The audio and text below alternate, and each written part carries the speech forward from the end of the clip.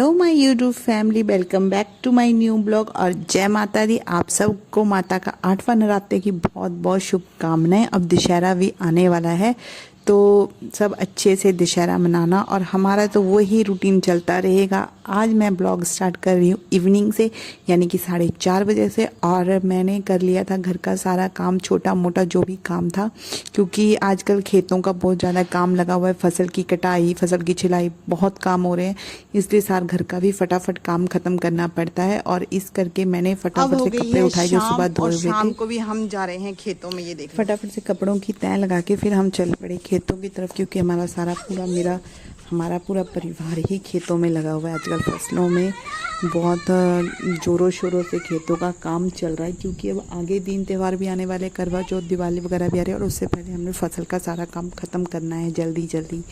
फिर हम करेंगे करवा चौथ की शॉपिंग। और ये देख लो हमारे खेतों का नज़ारा।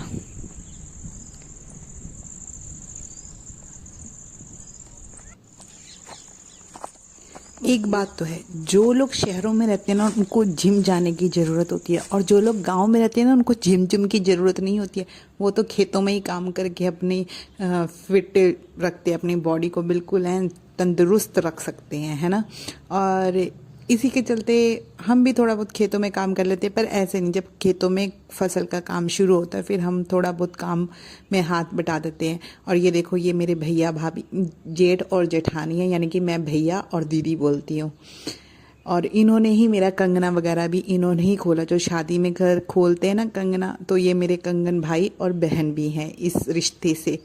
तो मैं वही इनसे पूछ रही थी कि इन्होंने अष्टमी और सप्तमी और अष्टमी का व्रत रखा था, इसलिए मैं इनसे पूछ रही थी कि आपको खेतों में आके कैसा लग रहा है खेतों में आके। तो ये बोल रहे थे कि मुझे बिल्कुल पसंद नहीं है खेतों में काम करना, फिर भी काम करना पड़ता है, क्या करें। जब सबके साथ रहते तो सब सारा काम करना पड़ता है। और वो मेरी सासू माँ लगी हुई है, उनसे तो जितना मर्जी काम करवा लो, वो नहीं थकती हैं भाई खेतों का काम करके, बिल्कुल भी नहीं थकती हैं। वो कहीं से आ भी जाए ना घूम के, वो फिर भी चले जाते हैं खेतों में पैदल चल के। हमारे खेत एक बहुत दूर है, वहाँ पे ही पैदल चल जाती है, और हमसे नहीं जाया जाता है। हमें तो अपनी स्कूटरी चाहिए, तब मैं और ये मेरी दीदी हैं, वो हम दोनों स्कूटरी पर ही जाते हैं जहाँ भी जाना हो। पैदल नहीं चला जाता हमसे, पता नहीं क्यों, थकावट बहुत ज़्यादा हो जाती है।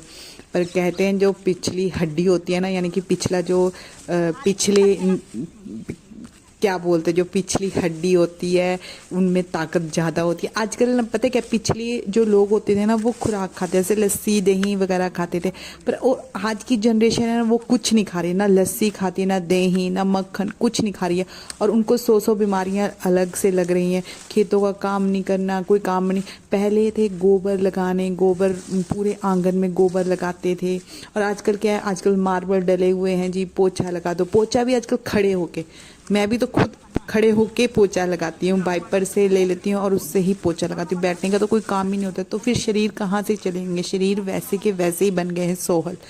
पहले कपड़े हम हाथों से धोते थे, और अब मशीनें आ गई हैं कपड़े धोने के लिए, तो हम मशीनों से धो रहे हैं।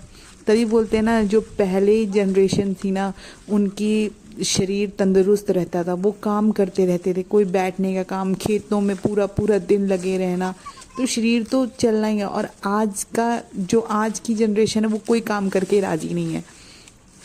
बाकियों क्यों बोला, हम खुद भी ऐसे ही हैं। हमें भी खेतों का काम करना पसंद नहीं है, बैठ के पोछा नहीं लगा सकते हम। कपड़े हाथ से धो ले तो हाथ दुखने लग जाते हैं। ऐसा है भाई कि अब जितने भी इलेक्ट्रॉनिक सामान आ गए ना, बस उसी से काम चलाना है। हम तो कई बार सोचते हैं कि आटा गूंदने की भी हम मशीन घर पे ले आएँ, बस आटा गूंधे, आराम से रोटियां बनाएं और रोटियां खा लें। हमारा ये हाल है यहाँ तक की।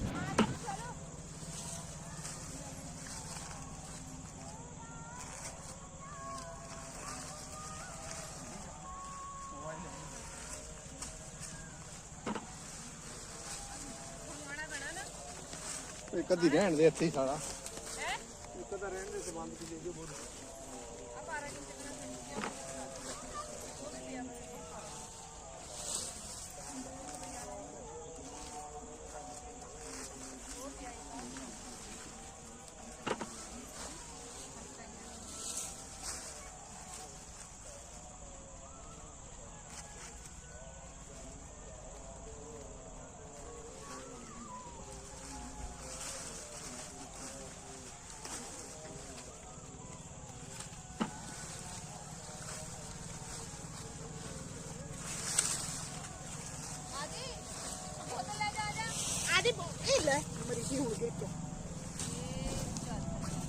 फूंगा तो देख लेगा फूंगा की खेती आवा वो जोर दी गिरना बा मैं आदि वो लिया